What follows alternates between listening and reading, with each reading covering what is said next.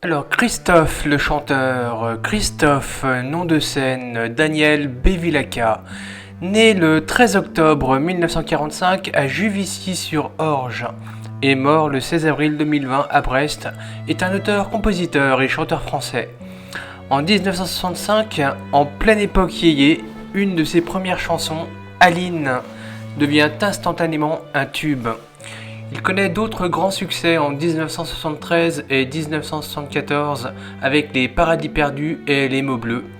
Salué par la critique, tout comme son album pop-rock Le Beau Bizarre en 1978, qui connaîtra cependant un retentissement commercial moindre. Son titre Succès fou en 1983 constitue son dernier véritable succès commercial. Après une relative éclipse, il sort 5 albums entre 1996 et 2016, dont Les Vestiges du Chaos, son dernier disque. Biographie. Origine. Christophe descend d'immigrés italiens originaires du Frioul. En 1891, son arrière-grand-père, le maçon fumiste Baptiste Bevilacqua, s'installe à Juvisy et fait venir de nombreux compatriotes pour travailler dans l'entreprise familiale. Plusieurs décennies après, le père de Christophe, Georges-Jacques Bevilacqua, tient une entreprise d'installation de chauffage central qui prospère assez pour s'étendre à la vente d'électroménagers, tandis que la mère est couturière. Vers l'âge de 8 ans, Edith Piaf et Gilbert Bécaud sont ses premières idoles. Puis il découvre le blues, Robert Johnson et John Lee Hooker.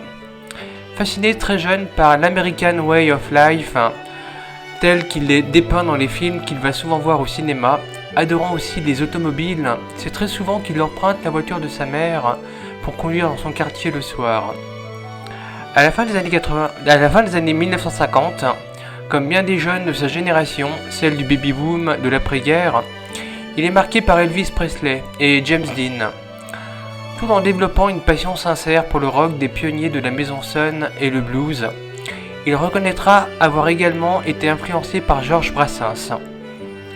Ayant trouvé sa vocation, il apprend la guitare et l'harmonica. Il choisit Christophe comme son nom de scène en hommage à la médaille de Saint-Christophe qu'il avait reçue de sa mère. En 1961, il fonde Danny Baby et les Hooligans. Danny étant une référence à son prénom Daniel, un groupe amateur. Il chante le plus souvent en yaourt, du faux anglais, tout en s'accompagnant à la guitare et toujours en playback, car il n'aime pas apprendre par cœur. Ses débuts. Après son service militaire, il entame une carrière de chanteur en solo. En 1963, il enregistre son premier 45 tours, Reviens Sophie, qui est un échec. En 1965, sa ballade Aline lui apporte reconnaissance et succès. Numéro 1 en France, en Espagne, en Belgique, en Israël, en Turquie et au Brésil. La chanson dépasse le million de disques vendus, dont plus de 400 000 en France. Mais des doutes sur les paroles, peut-être écrites en collaboration avec Jean Albertini, son producteur, et la musique lui valent quelques temps plus tard un procès pour plagiat avec le chanteur Jackie Moulière, qui l'accuse d'avoir plagié sa chanson La Romance. Christophe perd en première instance, mais gagne en appel à la fin des années 1970. Il figure sur la photo du siècle, regroupant 46 vedettes françaises du yéyé en avril 1966. D'autres succès suivent à un rythme plus ou moins régulier, comme Les Marionnettes, numéro 1 en France et en Belgique, J'ai entendu la mer, Je chante pour un ami ou Excusez-moi monsieur le professeur. En 1968, il participe à une course comme pilote.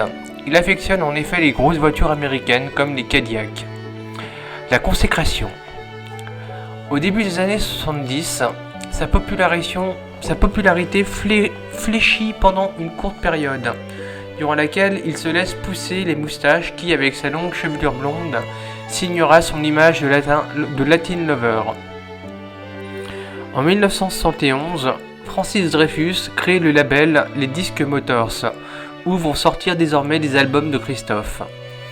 Il revient dans les classements avec respectivement Mal et Mes Passagères, la même année où et Oh mon amour, Main dans la main, Belle et Rock Monsieur en 1972. Le déclic se produit à nouveau pour Christophe lorsque son producteur Francis Dreyfus lui adjoint les services du jeune parolier Jean-Michel Jarre, avec qui il écrit l'album Les Paradis Perdus. Très influencé par le rock anglo-saxon de l'époque, Pink Floyd, Lou Reed, le succès est à nouveau au rendez-vous. La réussite de leur association concrétisée en 1974 par l'album Les Mots Bleus, ainsi que le 45 tours de la chanson titre. Un des sommets de la carrière de Christophe qui lui permet de renouer avec son public. Il se produit alors à l'Olympia pour 2 soirs à guichet fermé.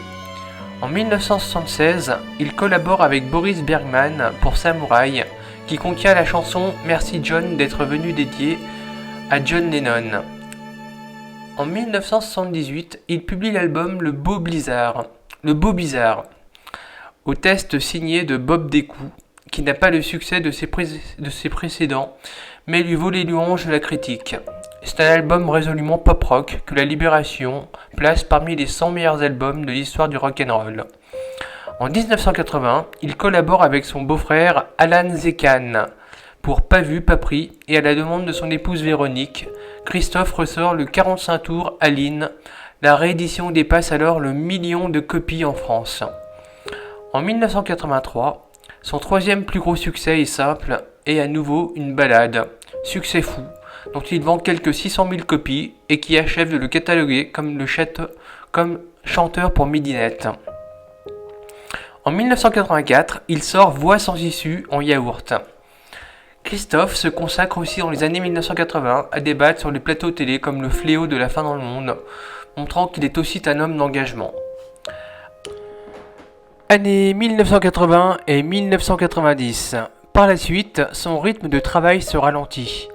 Il compose la musique du premier tube de Corinne Charby, Boule le Flipper. Il publie un album d'adaptation de standards anglo-saxons des années 1940-1950, Cliché d'amour, des 45 tours, Ne raccroche pas, en 1985, et qui se veut un clin d'œil adressé à la jeune Stéphanie de Monaco, mais ne fait plus de scène. Il se consacre alors essentiellement à ses collections de jukebox, de disques rares et de grands films. Sa cinéphilie était bien connue du directeur de la Cinémathèque française, Henri Langlois, à qui il prêta une copie originale de la Strada de Federico Fellini. Mélomane averti, il se tient toujours au courant des dernières nouveautés, afin notamment d'actualiser sa propre musique. Perfectionniste jusqu'à la maniaquerie, il peut passer 1 an à travailler sur le son d'une partie de batterie. Après un 45 tours passé à peu près inaperçu, Chiqué Chiqué, en 1988, Christophe change de maison de disques. En 1995, de Motors, il passe chez Epic, une division de Sony. En 1996, il publie Bevilacqua, un album ambitieux qui ne fera guère parler de lui, où on l'entend en duo avec son idole Alan Vega du groupe américain Suicide. Véritable disque d'ambiance, Bevilacqua surprend par sa modernité. Christophe ne ressemble plus au dandy crooner des années 70. Il a travaillé durant plusieurs mois sur l'album dans le studio installé chez lui. 5 ans plus tard, le 5 juin 2001, l'album d'avant-garde Comme si la terre penchait, produit par Philippe Paradis, connaît un meilleur accueil, même si on est encore loin des résultats de vente passés. Il annonce alors son retour sur scène, où il ne s'était pas produit depuis 26 ans, et donne une série de concerts à l'Olympia. Il a fait appel à des éclairagistes du théâtre et de la danse pour mettre en valeur son spectacle. Il chante, assis sur un tabouret, la lumière centrée sur lui, pendant que les danseurs se produisent sur une chorégraphie de Marie-Claude Pietragala. Des images de rock'n'roll sont projetées sur le décor. Les CD et DVD de Christophe Olympia 2002 paraissent l'année suivante. Année 2000 à 2020. En 2004, il chante en duo avec Alain Bachung sur la scène de l'Élysée-Montmartre, Les Mots Bleus et Amsterdam. En mars 2005, sur la scène de l'Opéra Comique, il reprend la chanson Hollywood de Brigitte Fontaine, composée par Areski Belkacem. En 1907, Christophe chante l'un dans l'autre sur l'album Arkhangelsk du trompettiste Eric Truffaz, un morceau dont il a écrit les paroles. Le 30 juin 2008, il sort chez AZ Aimer ce que nous sommes, une œuvre large sur laquelle il travaille depuis 2004. Plusieurs artistes comme Isabelle Adjani, Daniel Filippacci, Florian Zeller, Murkoff, Jack Berrocal, Carmine Appice et son ancien producteur Francis Dreyfus ont collaboré à cet album. Enregistré essentiellement de nuit entre Paris, Séville, Londres et réalisé par Christophe Van Nuffel du groupe Tanger. En 2009, il donne un concert-spectacle dans le parc du château de Versailles avec Carmine Appice à la batterie. À la fin de cette année, il entame la tournée Aimer ce que nous sommes. En 2011, il participe à l'album de reprise de chansons d'Alain Bashung, tel Alain Bashung en l'interprétant de manière remarquée Alcaline, et reprend en duo avec Brigitte Fontaine Hollywood sur l'album L'un n'empêche pas l'autre. Il ressort cette même année l'album Bevilacqua. Dans le cadre de la tournée Aimer ce que nous sommes, qui a déjà emmené Christophe dans toute la France, en Suisse, en Belgique et au Liban, le 18 juin 2011, il revient dans sa ville natale, Juvisy-sur-Orge, où il se produit pour un spectacle de 3h30 devant près de 3000 personnes. En octobre 2011, il est invité par Julien Doré sur la scène de l'Olympia et en novembre, il chante en duo Bobby avec Lohan. Après une tournée de plus de 100 dates début 2013, Christophe choisit de donner 7 concerts en France sous le titre Intime Tour, avec une formation épurée, piano, synthé, guitare. Le 18 mars 2013, Christophe sort un album d'inédits, Paradis retrouvé, chez BMG.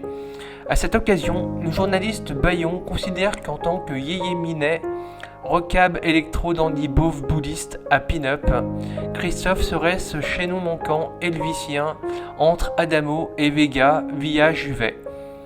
À la suite du succès de ses premiers concerts de l'Intime Tour, la tournée se poursuit en France et à l'étranger, donnant lieu le 31 mars 2014 à la sortie de l'album Intime.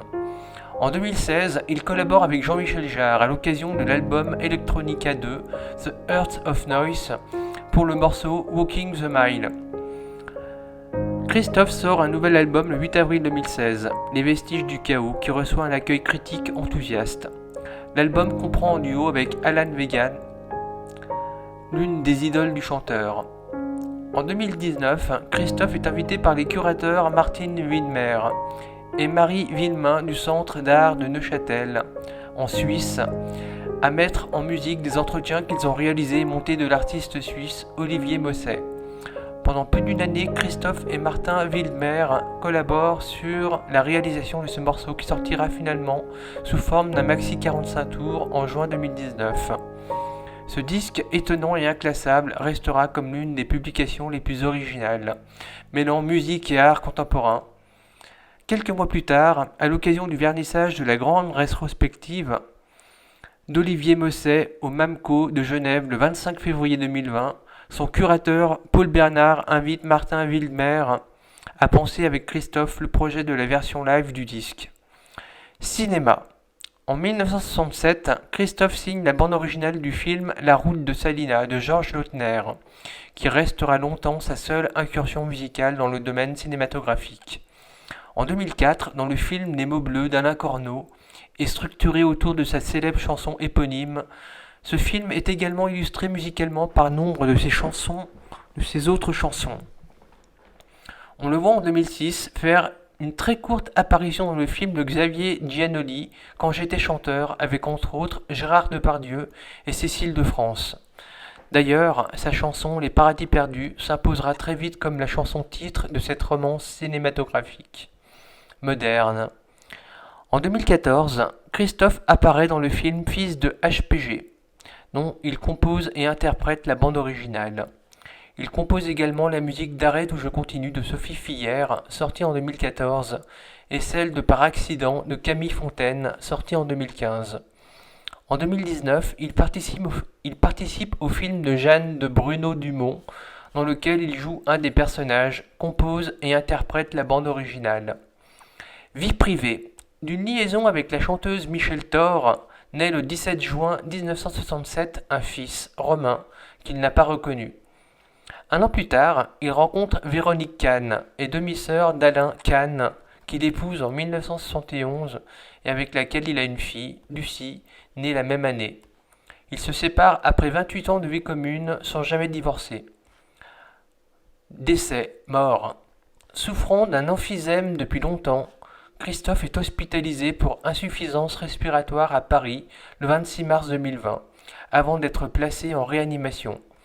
Transféré à Brest, il y meurt des suites de cette maladie le 16 avril 2020.